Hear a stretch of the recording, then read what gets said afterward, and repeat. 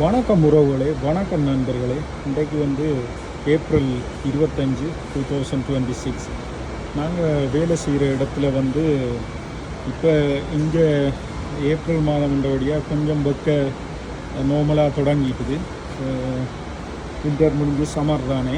ஆனால் ஸ்ரீலங்கா இந்தியாவோட ஒப்படைக்கில் இங்கே அதிகளவான வெப்பம் இல்லை, அதிகளவான வெக்கையண்டில்லை. அங்கே 40, 45, 46 கூட போகும்.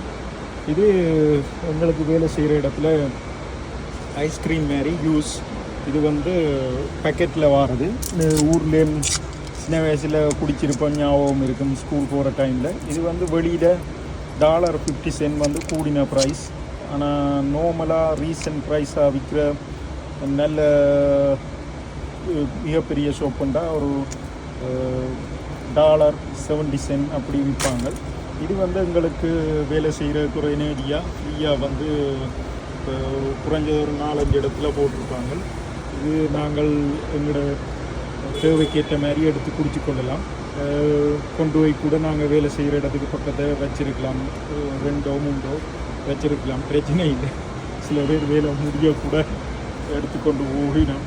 அப்படி கூட கொண்டு போனால் கூட கேட்க மாட்டாங்க. என்னென்னா கொண்டு போய் காரில் வச்சுருந்து குடிக்கலாம்.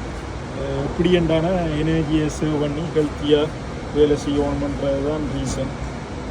இது ஒரு நல்ல ஆப்பர்ச்சுனிட்டி.